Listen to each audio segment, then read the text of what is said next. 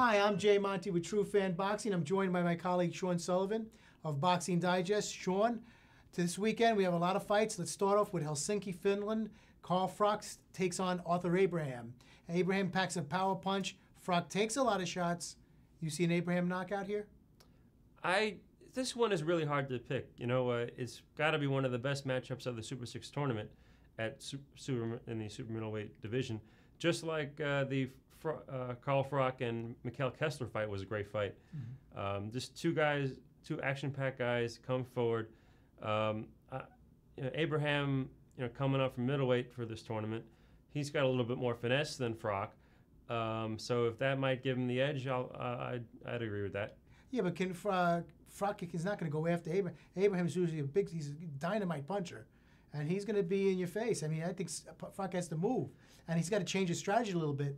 He can't go right at Abraham. No way. Well, that's the thing. That's what Froch likes. He likes it when guys come at him. So it might play into his hands a little bit too. Interesting. Who do you like in this fight? I'll go out on a limb and I'll say Abraham. Okay, I think that's what I like. Like I said, Abraham. It's just a tough fight to choose, really. Yeah, I just don't know if he can knock Froch out, because Froch could take a hell of a shot, and it proves. I mean, he has his defense low and he still takes the punches. I just don't know if he could do that against a guy of the caliber of Abraham. And you saw what happened in the Durrell fight when he came on late. Absolutely. So if Abraham can pull out something like that, yeah. We have another one. We go all the way to Oakland, California, with Andre Ward against Sakio Bika. Right. That is for Andre Ward's super middleweight title belt, but not part of the Super 6 tournament. It is not the Super 6. It's not. Okay, I'm confused. But there was a lot of pullouts and this and that. Jermaine Taylor first, and then Mikhail Kessler with the eye injury, and then Andre Durrell for a reason stemming from the Carl Froch fight and getting hit when he was down, some complications and injuries there. So they've had a few people come into the tournament, namely Alan Green and Glenn Johnson, and which we know Alan Green lost by knockout to Glenn Johnson. However, that fight result is being contested. But now we have Andre Ward. He's already guaranteed a berth in the semifinal, so he doesn't really need to fight to get there. So he's fighting this Sakio Bika. And let me just say, I really don't see why Sakio Bika is getting a title shot. I really don't. Wow. He's a tough guy, and he's got the skill, and he's got an awkward style that Ward can have problems with. But in his last fight, he gets knocked out. He gets disqualified in the first round for hitting a guy when he was down, Jean-Paul Mendy. So he gets disqualified in a title eliminator, gets the loss, and he gets the title shot. Well, this is the world we live in 2010. I just feel that Andre Ward is going to pressure him again, just like he did against Alan Green, and get him off balance, and that's how you beat a guy like that. Absolutely. I mean, Andre Ward is incredible in this tournament. He's really coming to his own. He's got superb technical skills against the guy who's throwing awkward wide punches the entire fight. He doesn't have to dipsy-doodle. That's my point. He doesn't have to just go right at him and take him. Unless he somehow has problems with the awkwardness of Bika, I just see Ward getting a clean decision. Yeah, maybe a shutout. Another big card is in Las Vegas. Mike Katsidis headlines against Marquez. What's your take on this fight? I like Marquez in a breeze, but Katsidis might give him some Right, well, Katsidis, as always, he brings it to the table. He's an action fighter. He just loves to get in there and brawl. And this particular fight, with some personal tragedy in his life recently with his brother being murdered, I believe he was a championship jockey in his country. So he's got that. Katsidis is dedicating the fight to his brother, and he's just going to give it all he's got, as he always does.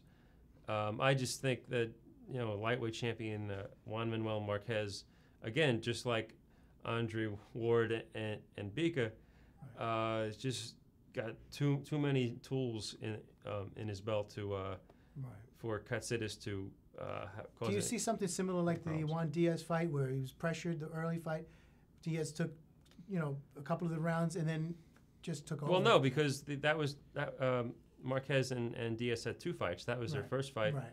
And the second fight around, Marquez knew how to deal with it. He figured him out. Katsidis and Juan Diaz actually fought. Juan Diaz beat Katsidis. So Marquez styles make fights, and really Marquez will pull it out. I really don't see any problems for him. Another fight, welterweight championship, Andre Berto, Freddie Hernandez. Not much is known about Freddie Hernandez, 29-1. He's been a pro for almost 10 years. His only loss was to Golden Johnson in 2005. What do you see Hernandez bringing any problems to Berto? Really, I don't think so. This is sort of just a tune-up fight for Berto. As he's in 2010, he's tried to get a big fight. It's been a little difficult. He tried to get Shane Mosley twice. The first time around was back in January, and the fight was signed and sealed, just not delivered because of the Haitian crisis. Yeah, the Haitian crisis, and I think 8 members of Berto's family was killed in the tragedy, so he had to pull out for obvious reasons. And the second time around, I think that the negotiations just didn't pan out. I tell you, Hernandez has been active. This is what concerns me. He comes off a knockout victory over Mike Chando, and he's the gentleman who's going to be fighting Dimitri Salita in December. And he's been active, and Berto really hasn't. Is this going to be a factor in this fight?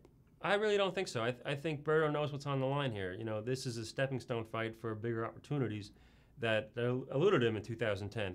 And with the Pacquiao fight against Margarito, Pacquiao is the golden goose these days, with the problems Mayweather's facing. So to get a shot at Pacquiao, he's got to beat Hernandez. And let me just say this: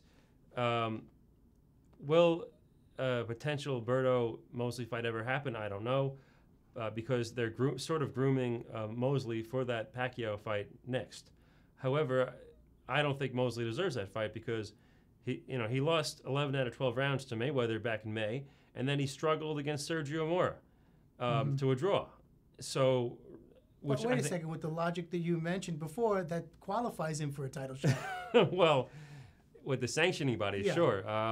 But realistically, a shot at Pacquiao, a legitimate, true contender, would be the winner of a Berto-Mosley fight if they could ever get that down.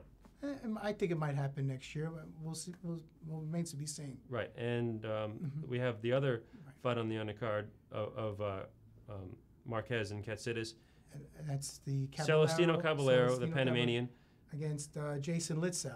Right. And I like Caballero big in this fight. Absolutely. Yeah. Again, Caballero is another fighter that just because he's such a scary opponent, tall, power puncher, awkward fighter to face, that no one in his division was willing to face him. So he had to move up to 130 pounds and fight a guy like Jason Litzauo. Again, this is something. Get the victory here, move on to something better later. We'll see more Caballero in 2011, I'm sure. I hope so. For Sean Sullivan, Boxing Digest, I'm Jay Monte, TruFan Boxing. Be there in the square. Take care.